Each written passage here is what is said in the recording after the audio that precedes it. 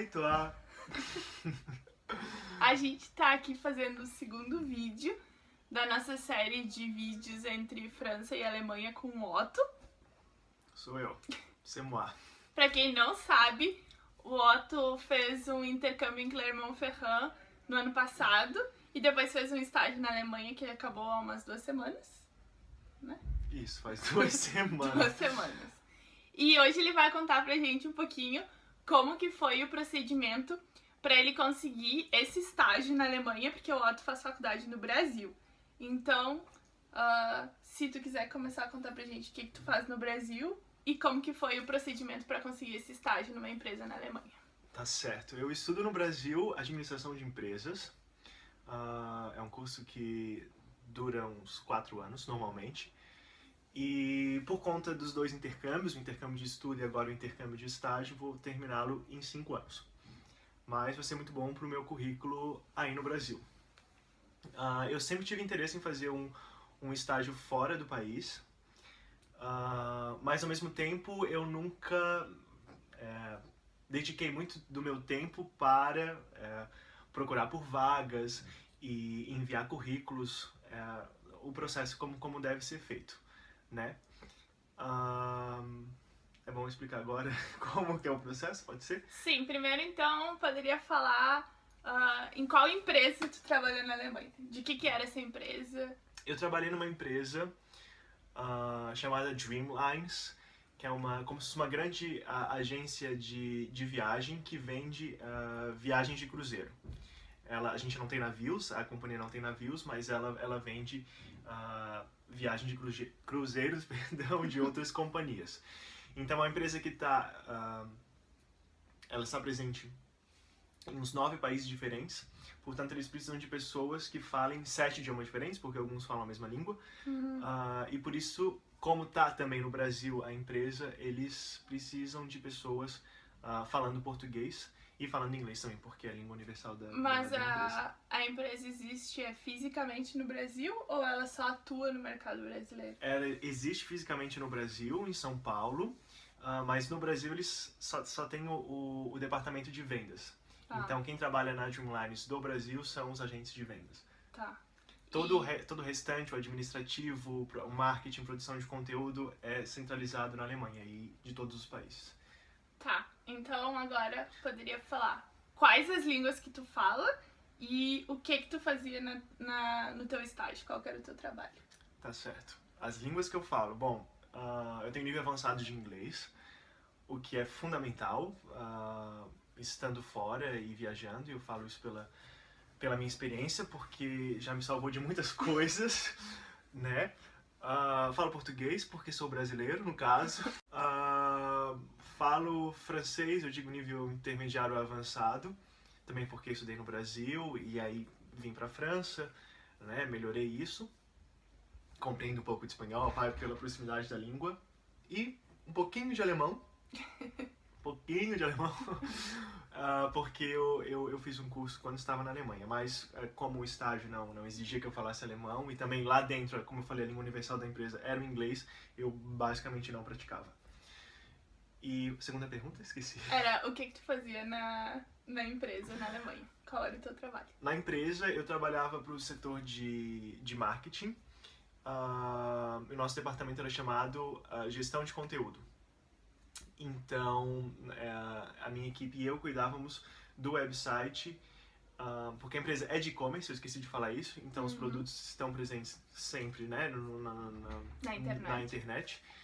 E o meu time cuidava então de todo o conteúdo do website, nós atualizávamos o nosso portfólio de companhias, atualizávamos conteúdos, criávamos conteúdos, fazíamos, verificávamos se os preços que estavam no nosso website estavam de acordo com os preços que as companhias cobravam. Então, tudo em relação ao website e ao conteúdo dele. Como que tu encontrou a empresa? Como que foi pra mandar o que tu mandou pra empresa, assim, os documentos, o currículo e tal? Como que foi a entrevista e aí como que tu foi chamado e tal? Tá certo. Como eu falei, eu sempre tive vontade muito grande de fazer um estágio fora, mas também, como já falei, nunca dediquei muito tempo nesse processo, né? Porque o processo, eu diria que normalmente leva uns 6 meses. Então, desde que você começa a procurar pelas vagas até a sua, né, viagem efetiva ao país e começo do trabalho, eu diria que deveria, né, existir uma margem de 6 meses. Até porque a gente precisa pegar, normalmente, né, para a maioria dos países a gente precisa de visto para fazer estágio. E demora um pouquinho. E demora. Então, eu diria que o primeiro passo, boa.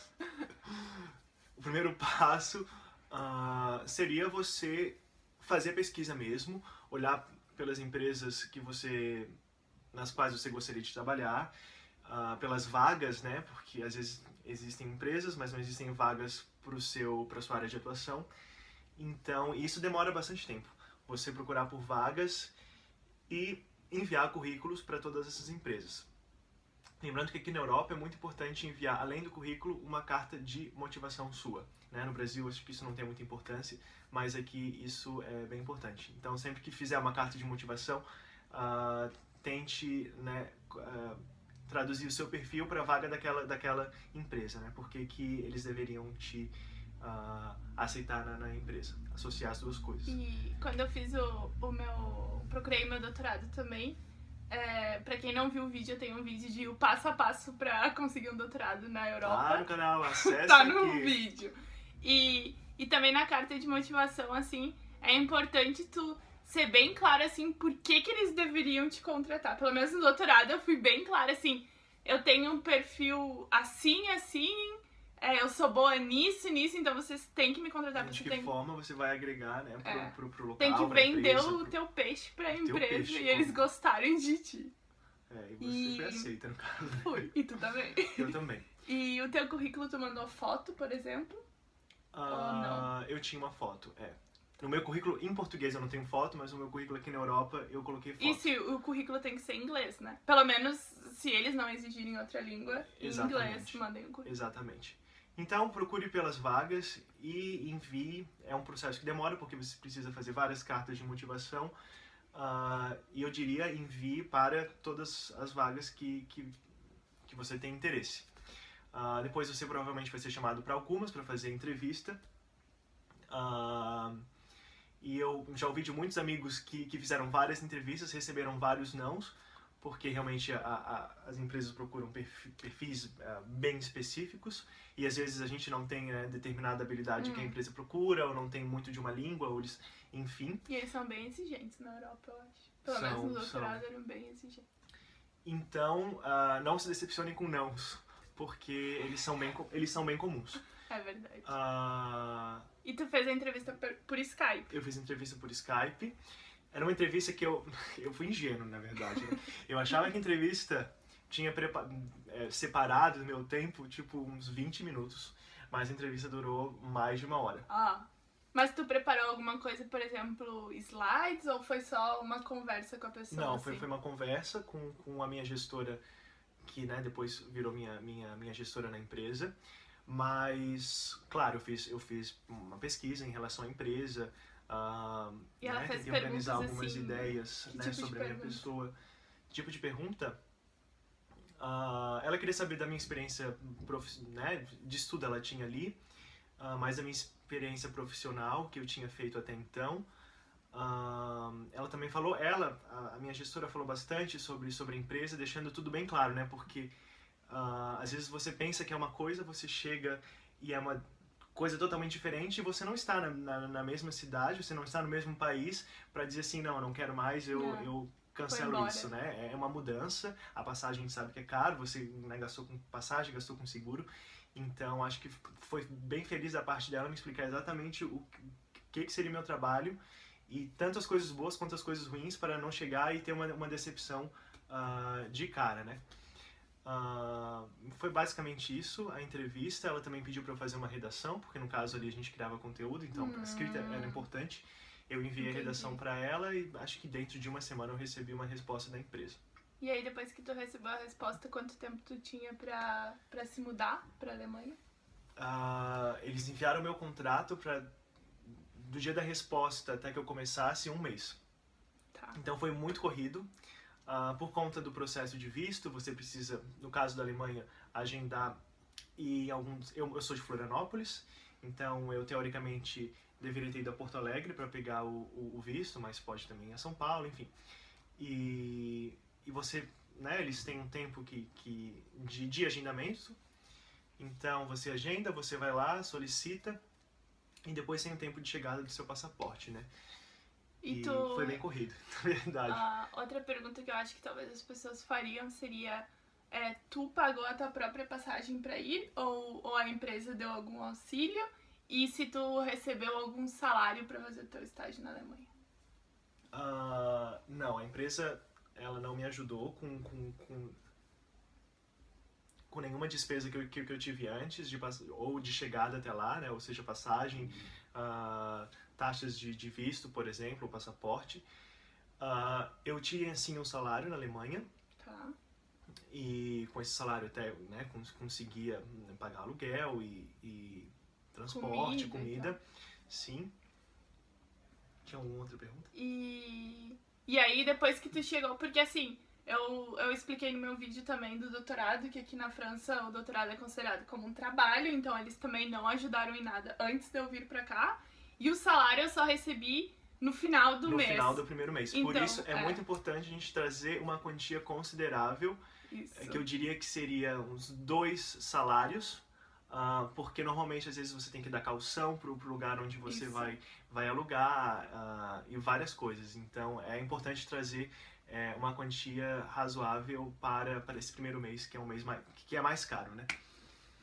E não sei se tu tiver mais alguma coisa pra falar sobre o processo.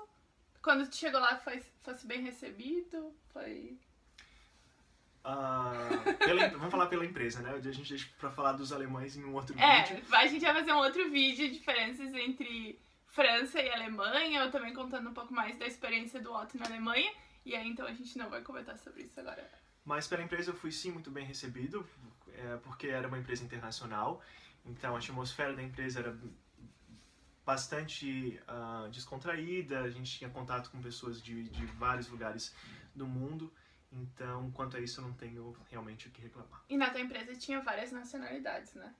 Tipo, pessoas de vários países. Pessoas de vários lugares, tinham franceses, e vocês falavam inglês? Sim. Então, todos os vídeos que eu falo, as pessoas mesmo morando fora de países que são anglo-saxões, têm que falar inglês, porque eu acho que é o mais importante. Porque quando eu cheguei na França eu não falava francês, mas eu falava inglês com todo mundo e no trabalho normalmente as pessoas falam inglês, entre elas. Ou seja, vamos melhorar nosso inglês aí, minha gente! Todo mundo falando inglês. Bom, acho que era isso então. Se vocês tiverem perguntas, deixem as perguntas nos comentários. O Otto tem um Instagram também. Eu tenho um Instagram, que é OttoThiel. Se escreve OTTOTHIEL. Vocês podem seguir o Otto. Se vocês tiverem perguntas, mandem perguntas pra ele, que ele vai responder, eu tenho certeza. Ou deixem aqui nos comentários. Ela não tem certeza coisa nenhuma. Tem certeza, porque eu vou cobrar ele. Se vocês falarem que viram um vídeo dele no canal, podem falar que eu vou mandar ele responder. Bom. E é isso, compartilhem e até o próximo. Au revoir! Bisu, bisu.